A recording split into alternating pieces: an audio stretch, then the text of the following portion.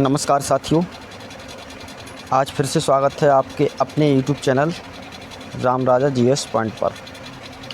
अभी पिछले वीडियो में हम मगध का उत्कर्ष का जो हमारा सीरीज़ चल रहा है उसमें जो दो हम वीडियो अपलोड कर चुके हैं उसमें हर्यक वंश से संबंधित पूरा हमने डिटेल आपको बता दिया है। यहाँ तक कि हर्यक वंश को पूरा ख़त्म कर चुके थे। ठीक है, इसके बाद जो वंश लगा था उसको हम पढ़ रहे थे। तो मतलब अगर आपने पिछले वीडियो नहीं देखे हैं तो आप जाके प्लेलिस्ट में जाके वीडियो आपको मिल जाएंगे, बहुत अच्छी तरीके से समझ सकते हैं। हमने पूरी कोशिश की है कि आपको अच्छी तरह से समझ में आ जाएगा।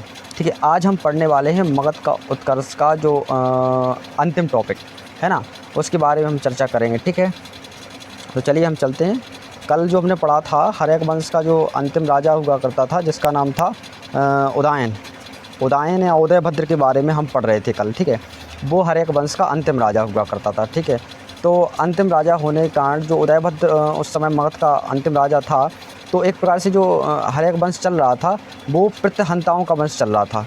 मतलब अपना जो राजा है, राजा का जो उत्तराधिकारी होता था वो खुद अपने पिताजी को मारकर उत्तराधिकारी बन जाता था। तो एक प्रकार से प्रत्यहंताओं का वंश भी उसको हम कह सकते हैं। ठीक है, तो यहाँ तक हम पढ़ चुके थे। इसके आगे हम पढ़ रहे हैं। जैसे ही मगध पर उदयन का शासन होता है तो उदयन एक अयोग्य शासक होता है और वहाँ की जो प्रजा होती है मगध की, वो उदयभद्र जो शासन चलता आ रहा था, प्रत्यहंताओं का शासन, पिता को मारने के बाद फिर उत्तराधिकारी बन जाना, तो ऐसा जो चल रहा था तो उससे जनता एक प्रकार से संतुष्ट नहीं थी।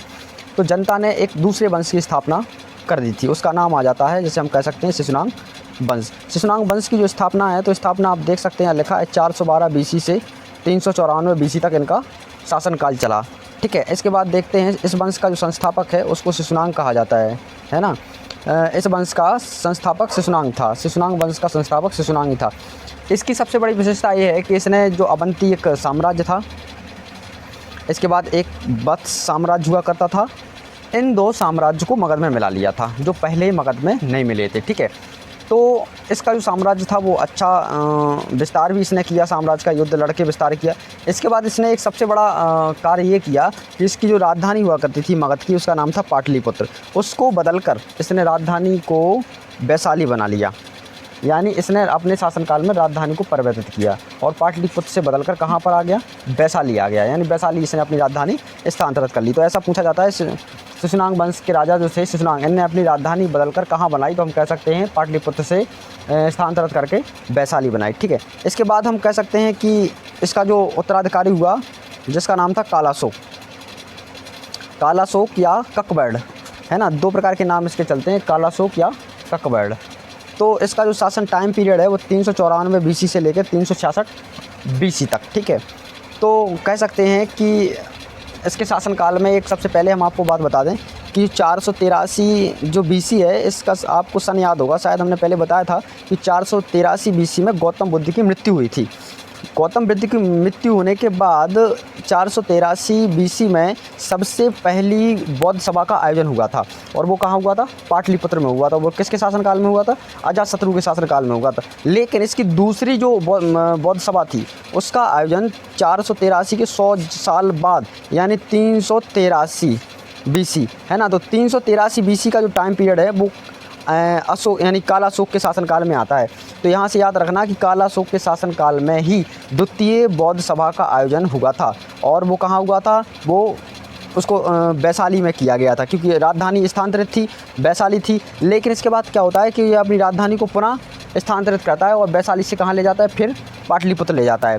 और इसके शासनकाल में जो द्वितीय बौद्ध सभा का आयोजन हुआ था उस बौद्ध सभा में एक प्रकार से मतभेद की भावना जागृत हो गई। तो द्वितीय बौद्ध सभा में दो प्रकार की सभाएं बन गई, एक स्थावर और एक महासंधि, है ना। तो एक प्रकार से इनमें विभेद उत्पन्न हो गया और जो संप्रदाय चल रहा था बौद्ध धर्म का, ये कई प्रकार के मतभेद वाली भावनाओं में आ गया और एक प्रकार से इसमें कह सकते हैं कि बट भी संप्रदायों में विभाजन भी देखने यहीं से मिलने हमको लगा था। ठीक है, मतलब पहली बौद्ध सभा के बाद दूसरी बौद्ध सभा जैसे ही होती है तो बौद्ध धर्म में एक प्रकार से मतभेद और जो विभाजन के जो पहलू हैं वो हमको समझ में आने लगे थे और लास्ट तक जब चौथी महासभा होती है वहाँ तक कह सकते हैं तो बौद्ध धर्म पूरी तरह से अलग अलग हो गया था। ठीक है, इसके आगे चलते हैं हम। इसके आगे लिखा है इसकी हत्या जो है वो छुरा घोंप कर दी गई थी, ठीक है। ऐसा उल्लेख मिलता है, जैन ग्रंथों में भी उल्लेख मिलता है कि जो कालाशोक था इसकी जो हत्या है वो छुरा घोंप कर दी गई थी, ठीक है। तो आपको याद रखना है, इससे कुछ ज़्यादा क्वेश्चन नहीं पूछा जाएगा। ये पूछा जाएगा कि जो द्वितीय बौद्ध सभा है वो किसके शासनकाल में हुई थी, तो आपको ये बताना है कि कालाशोक के शासनकाल में हुई थी, ठीक है। इसके बाद आगे चलते हैं, कहीं कहीं इसके 10 पुत्रों का भी वर्णन मिलता है, लेकिन ये ना के बराबर मिलता है, ठीक है। इसको आपको याद नहीं करना, ऐसा लिखा गया है जैन धर्मों में कहीं कहीं कालाशोक के 10 पुत्रों का वर्णन मिलता है और उन्होंने लगभग एक साथ 10 ही पुत्रों ने एक साथ शासन किया था मगध पर, कुछ समय के लिए किया था, तो वो मतभेद की भावना से ख़त्म हो गया था, ठीक है। इसके बाद हम आते हैं, इसके बाद दूसरा शासन आ जाता है जिसका जो एक प्रकार से कह सकते हैं कि नंदीवर्धन, जो अंतिम शासक हुआ करता था, ठीक है। नाग वंश का अंतिम शासक नंदीवर्धन था, ठीक है। नाग वंश के कौन कौन से शासक हुए, एक तो शिशुनाग, दूसरा कालाशोक, और भी कई सारे राजा हुए, लेकिन उनके बारे में हमको नहीं पढ़ना। पहला और अंतिम जो राजा था उसका नाम था नंदीवर्धन। नंदीवर्धन का जो टाइम पीरियड था वो 366 BC से 344 BC था, ठीक है। याद रखना, इस टाइम पीरियड को पूछा जा सकता है। और ऐसा भी पूछा जा सकता है कि नाग वंश का संस्थापक कौन था, तो हम बताएंगे शिशुनाग। और अगर पूछा जाए कि नाग वंश का अंतिम राजा कौन था, तो हम बताएंगे नंदीवर्धन, ठीक है। इसका नंदीवर्धन नाम भी चलता है और एक और नाम चलता है महानंदिन, दूसरा नाम भी चलता है, ठीक है। ये जो राजा हुआ करते थे ये सब क्षत्रिय वंश के राजा थे, चाहे ये शिशुनाग हो या कालाशोक हो या नंदीवर्धन हो। यहाँ से बदलता है बहुत बड़ा, मतलब साम्राज्य में बहुत बड़ा बदलाव हो जाता है। यहाँ से दूसरा वंश स्थापित होता है जिसका नाम आ जाता है नंद वंश। ये बहुत इंपॉर्टेंट वंश है मगध का, बहुत इंपॉर्टेंट, क्योंकि अधिकतर अगर मगध से क्वेश्चन बनते हैं तो वो नंद वंश से निकालते हैं। क्यों निकालते हैं इसका कारण है, हम आपको आगे बता रहे हैं, ठीक है। इस वंश का जो संस्थापक था उसका नाम था महानंदिन। देखिए, महानंदिन कहीं कहीं किताबों में देखने को मिल भी जाता है, कहीं कहीं नहीं भी मिलता है, क्योंकि जब अंतिम शासन चल रहा था नंदीवर्धन का, तो नंदीवर्धन जो था वो नाग वंश का अंतिम राजा हुआ करता था, तो एक प्रकार से क्षत्रिय था। तो यहाँ पर क्या हो जाता है कि क्षत्रिय जो लोग होते थे वो एक प्रकार से जो जनता थी कि ज़्यादा अत्याचार उनके बढ़ने लगे थे क्षेत्र में, है ना। तो मतलब एक प्रकार से यहाँ पर दूसरा एक शूद्र जाति का जो राजा होता था उसको यहाँ पर गद्दी पे बिठाया जाता था और वही नंद वंश की स्थापना कर देता है। तो यहाँ थोड़ा सा बहुत अंतर मिलता है, कहाँ क्षत्रिय जाति का राजा, और क्षत्रिय जाति का राजा के होने के बाद सीधा शूद्र जाति का राजा मगध पर शासन करता है। तो शासन क्यों करता है, क्योंकि क्षत्रिय जाति के लोग जो होते थे, राजा होते थे, वो एक प्रकार से शूद्र जाति पर अत्याचार कर रहे थे। तो अत्याचार करने के बाद जो शूद्र जाति थी उसकी संख्या ज़्यादा होने के कारण ऐसा कई युद्ध हुए। युद्ध के बाद एक उस राजा का जो नंदीवर्धन था वो ज़्यादा अयोग्य भी नहीं था, तो उसको ख़त्म करने के बाद सीधा शूद्र जाति का राजा बैठा दिया जाता है मगध पर, ठीक है। तो यहाँ से हम पढ़ते हैं कि जो नंद वंश था वो एक शूद्र जाति का वंश हुआ करता था, ठीक है। और नंद वंश का जो राजा संस्थापक कह सकते हैं तो एक प्रकार से महानंदन नहीं थे, लेकिन कहीं कहीं मिल जाता है, तो ये चीज़ गलत है। इस वंश का जो संस्थापक था शूद्र जाति का, उसका नाम था महापद्मनंद। नंद वंश का आपको सिर्फ इतना याद रखना है कि जो नंद वंश था उसका जो संस्थापक था वो महापद्मनंद था, जो एक शूद्र जाति से था, ठीक है। इसके बाद देखें, कहीं कहीं उल्लेख मिलता है कि जो नंद वंश के कुल 9 राजा हुए और इसी कारण इस वंश को नवनंद भी कहा जाता है।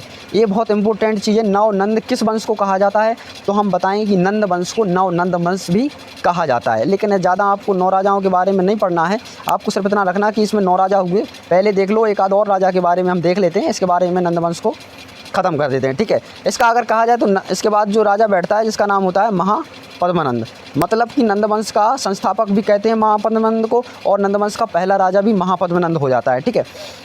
यहाँ पढ़ते हैं, यहाँ ये पूरे मगध का सबसे शक्तिशाली राजा या शक्तिशाली शासक था। इसने प्रथम बार कलिंग की विजय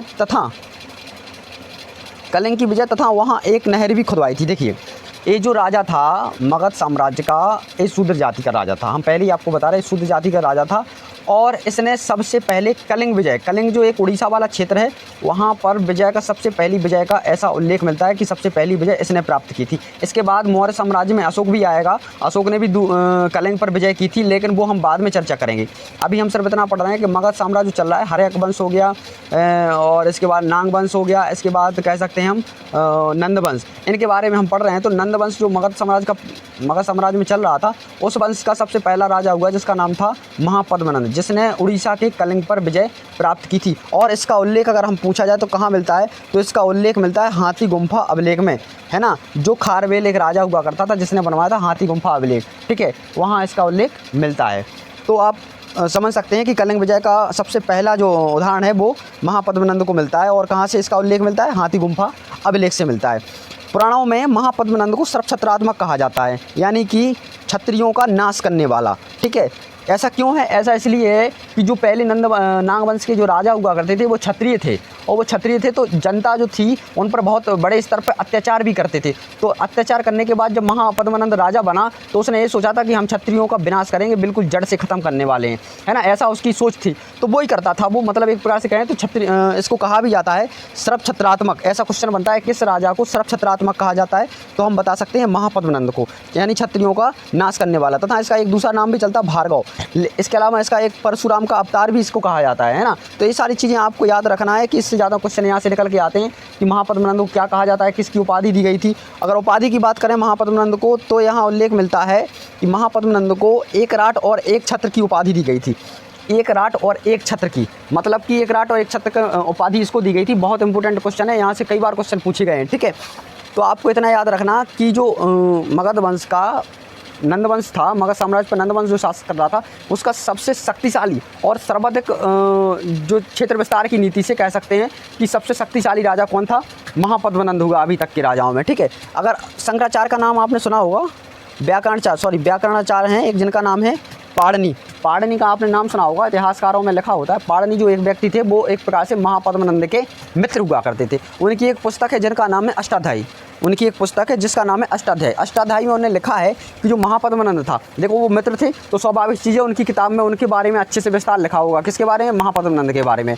तो महापद्मानंद के बारे में उन्होंने ये लिखा कि इनके पास लगभग 20,000 अश्वारोही की सेना थी, 2 लाख पैदल सेना हुआ करती थी, 2,000 4 घोड़ों वाले रथ थे और 3,000 से अधिक हाथी थे। मतलब इतनी अधिक सेना वाला अभी तक कोई राजा नहीं था, ये कह सकते हैं हम, सबसे शक्तिशाली राजा भी कह सकते हैं हम इसको, ठीक है। इसके बाद आता है दूसरा राजा जिसका नाम होता है घनानंद। घनानंद जो होता है नंदवंश का अंतिम सम्राट होता है और जनता पर अत्यधिक कर लगाने के कारण, मतलब कि जनता पर इसने अत्यधिक कर लगाया, टैक्स लगाया। टैक्स लगाने के कारण जनता इससे असंतुष्ट थी और असंतुष्ट होने के कारण नंदवंश के शासक जैन मत के, जो नंदवंश के शासक हुआ करते थे वो जैन धर्म के अनुयायी हुआ करते थे। और एक प्रकार से इससे असंतुष्ट होने के कारण जो हमने बताया था कि जो इसके बाद जो मौर्य वंश लगता है, तो मौर्य वंश की जो चाणक्य होते हैं वो चंद्रगुप्त मौर्य से घनानंद को युद्ध करवाते हैं। युद्ध करवाने के बाद घनानंद की मृत्यु हो जाती है। मृत्यु होने के बाद यहीं से मगध पर मौर्य वंश की स्थापना हो जाती है, ठीक है, जिसका शासक बनता है चंद्रगुप्त मौर्य। तो आपको याद रखना कि मगध का नंद वंश का अंतिम शासक कौन होता है? घनानंद। और घनानंद का जो चाणक्य जो होता है यहाँ पर बहुत बड़ा रोल निभाता है। चाणक्य क्या करता है कि घनानंद और चंद्रगुप्त मौर्य का युद्ध करवाता है। युद्ध करवाने के पीछे एक बहुत बड़ी कहानी है, हम आपको चंद्रगुप्त मौर्य के शासनकाल में बताएंगे, ठीक है। युद्ध करवाता है, युद्ध करवाने के बाद क्या होता है कि जो चंद्रगुप्त मौर्य होता है वो घनानंद को मार देता है और यहीं से मगध पर मौर्य वंश की शासन हो जाता है, ठीक है। तो वो हम इसके आगे पढ़ेंगे। इसके बाद कह सकते हैं कि थोड़ा सा ये जैन धर्म के अनुयायी हुआ करते थे, इसका आप याद रखना। और थोड़ा सा लिखा है यहाँ पे बरूची और कात्यायन इस शासन के विद्वान कवि हुआ करते थे, ठीक है। तो आपको समझ में आया होगा, हमें विश्वास है ऐसा। और आपको आप इससे अच्छे तरीके से आपको नोट भी कर सकते हैं और PDF के लिए डिस्क्रिप्शन में लिंक भी मिल जाती है, उससे आप PDF भी डाउनलोड कर सकते हैं। इसके अलावा हमने अभी हाल हर्यक वंश, नाग वंश और नंद वंश को पढ़ा दिया है। इसके बाद लगेगा मौर्य साम्राज्य का चंद्रगुप्त मौर्य वंश लगेगा, इसके बाद हम आगे पढ़ाएंगे। और यहाँ से जो भी आप इसको पढ़ने के बाद ऑब्जेक्ट क्वेश्चन लगाइए, हमें विश्वास है और ऐसा हमने पढ़ाया है, कोशिश है कि अधिक से अधिक क्वेश्चन आप बना सकते हैं, ठीक है। तो वीडियो अगर अच्छा लगा हो तो लाइक, शेयर और चैनल को सब्सक्राइब कर दें अगर नहीं किया है तो, और शेयर कर दें, ठीक है। धन्यवाद।